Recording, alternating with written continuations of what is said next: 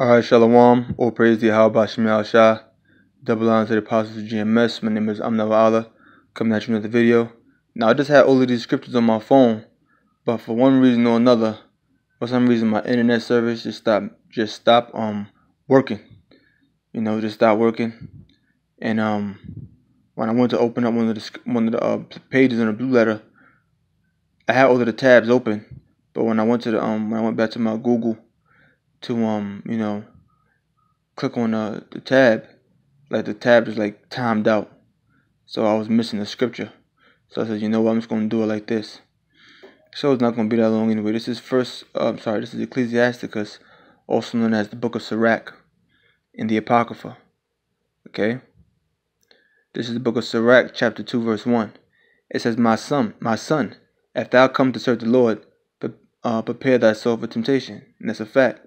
If you come to serve the Most High, you got to prepare your soul for temptation. Because when you come into this truth, you're going to be tempted. That's just a part of the battle. This truth isn't a physical battle, it's a spiritual battle.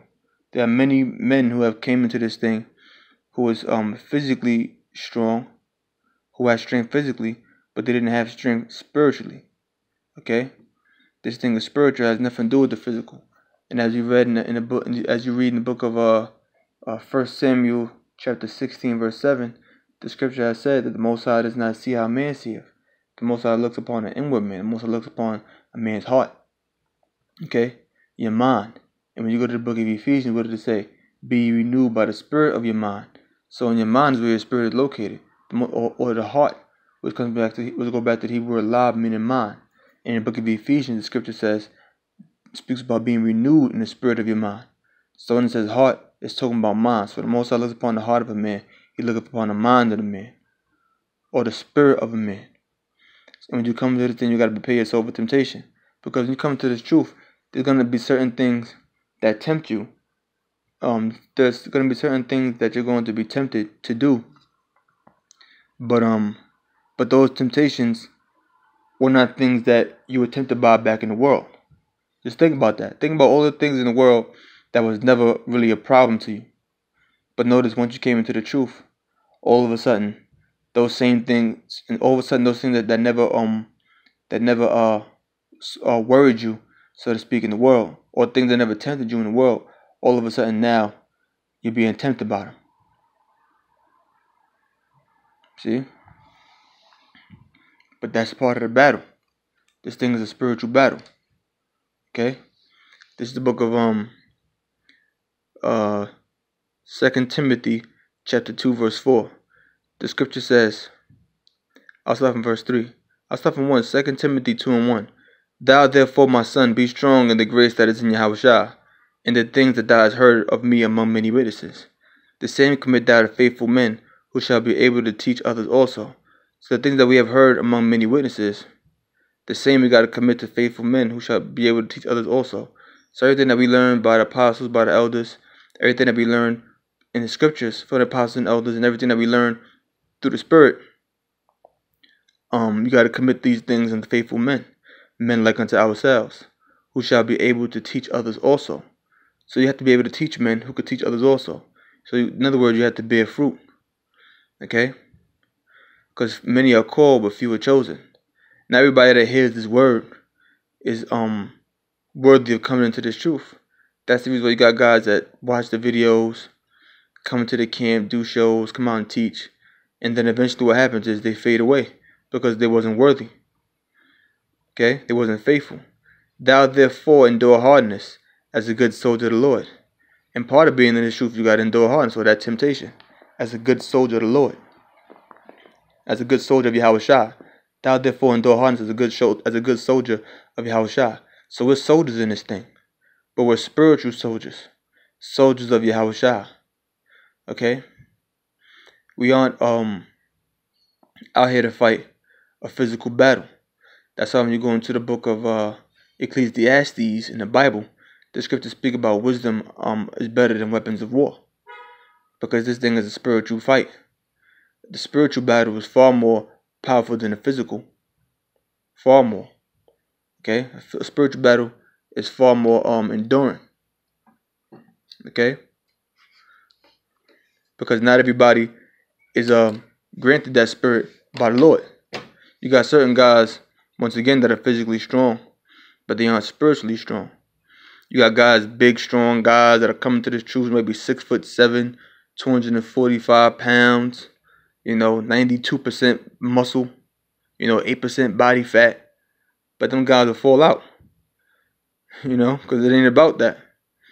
It ain't about being tough. It ain't about being physically strong. It's about being spiritually strong. And notice it said endure hardness. That's that temptation. Some guys gonna come into this thing and they're gonna be tempted by the world. Like when you go to the book of Matthew the 13th chapter, when it speaks about the parable of the seed that's sown among good ground, stony ground, sown among the wayside, and seeds among the thorns. The seed that was sown among the thorns, the seed is the word, and the seed that was sown among the thorns is represented the deceitfulness of riches and the cares of this world choke the word up. Because if you take a seed and you plant the seed in a soil, in the same soil that you have a bush full of thorns, what's going to happen? Eventually, when that seed begins to grow, the vines and the stems, leaves, is going to get caught up in those thorny bushes, and it's going to stifle the growth and won't allow it to expand. In other words, it's going to choke it. Like if a person being choked out, what happens is their lungs can no longer expand to give them air. So what happens is the word becomes choked. It can no longer, the seed, which is the word, when it springs forth, can no longer expand, and it gets caught up in those bushes full of thorns, which represents a person that hears this word, and the cares of the world and the deceitfulness of riches choke the word, and they are unfruitful. Just like that plant that's sown among thorns, but eventually becomes unfruitful because the growth becomes discontinued. No man that warreth entangleth himself with the affairs of this life. See that? No man that warreth entangleth himself with the affairs of this life. That reminds me of Matthew the 13th chapter. Because what happens when the seed is sown among thorns? Eventually when that seed grows, it becomes tangled up in those thorns. And when those thorns represented what? The deceitfulness of riches and the cares of this world. No man that warreth entangleth himself with the affairs of this life. The same way the word becomes tangled up in a bush full of thorns. If you're going to warn this thing, being a good soldier in your house, you can't entangle yourself with the affairs of this life. You can't be concerned with this world. All about, getting a master's degree, getting the PhD, storing up a college fund for your children, preparing yourself for being here the next 10, 15, 20 years. Wanting to be a superstar, a celebrity, and things of that nature. Oh, I want to be an actor, I want to be an athlete. You entangling yourself with the affairs of this life. And no man that warreth entangleth himself with the affairs of this life, because the affairs of this life become a distraction. And when you're in this truth and you have things that become a distraction, what that does is that stunts your spiritual growth. No man that warreth entangleth himself with the affairs of this life, that he may please him who have chosen to be a soldier. So you don't entangle yourself with the affairs of this life so that you can please the one that called you to be a soldier. And who's the one that called you to be the soldier? Yahweh Hashem Yahushua.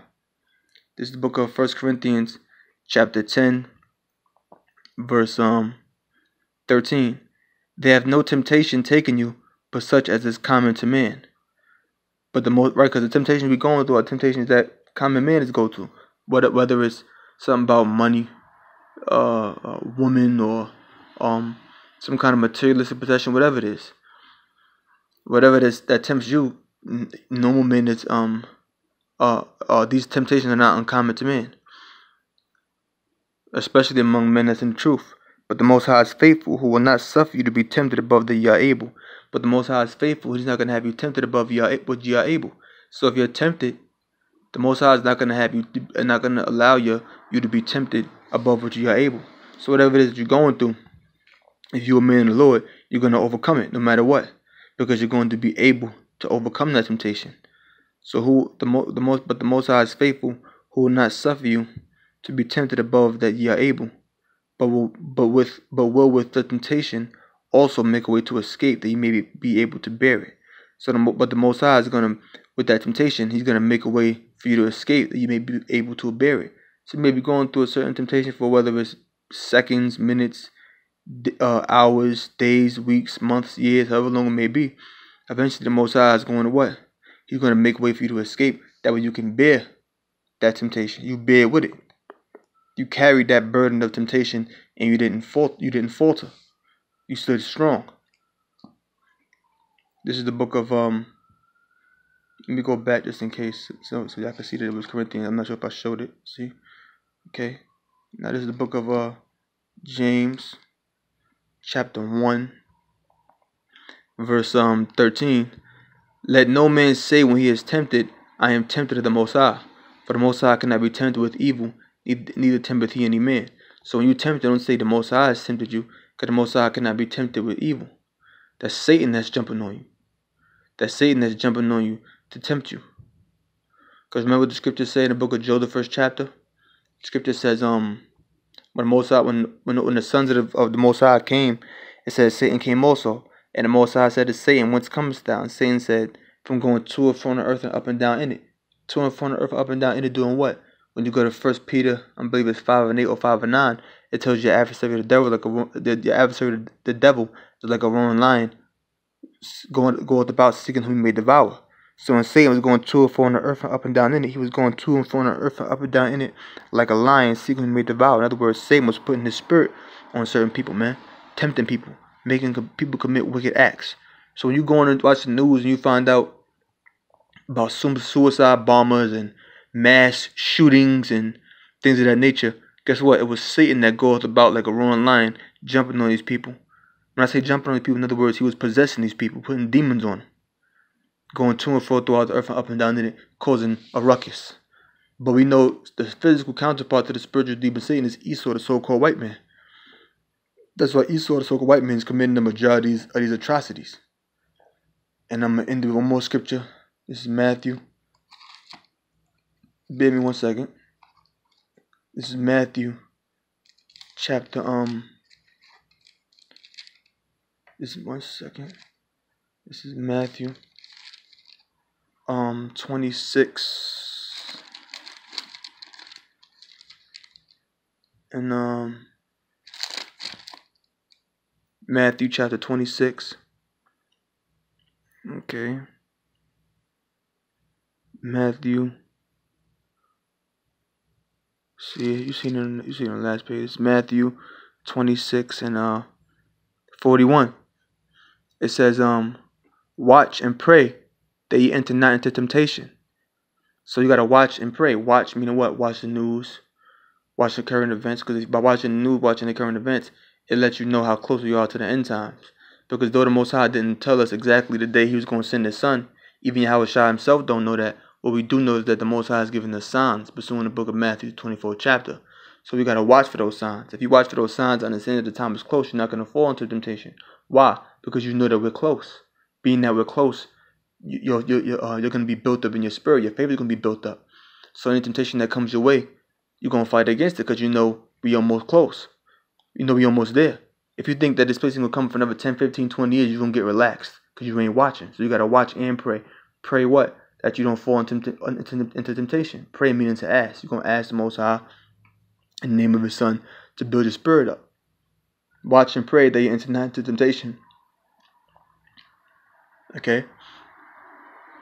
You're going to watch and pray and that you don't enter into temptation. And temptation is what? When you get that urge to do something the temptation that it's speaking of is the temptation when you get that urge to do something wicked, to do something that's against the scriptures. That's that temptation. Temptation is when you're a certain word I'm looking for. It's like when you're see what word I'm looking for. Temptation is like it's a certain word that I'm looking for. It's like when you're being like enticed, so to speak, into doing into committing an act that's against the scriptures. Okay? Watch and pray that you enter not into temptation. The spirit indeed is willing, but the flesh is weak. The spirit is willing, but the flesh is weak, meaning the spirit wants to do what's right, but the flesh is weak, and the flesh wants you to do what's wrong. So it's a constant war, a constant battle between the flesh and the spirit, man. So you got to watch and pray that you don't fall into temptation. You know? That those evil, in other words, that those evil spirits don't seduce you into going against Yahweh Ba'Shem Yahushua. you know. So with that, I'm going to close. I'm going to say, all praise to Yahweh Bashim Yahushua, Bashim Rukakwadash. Hope you learned something. Shalom.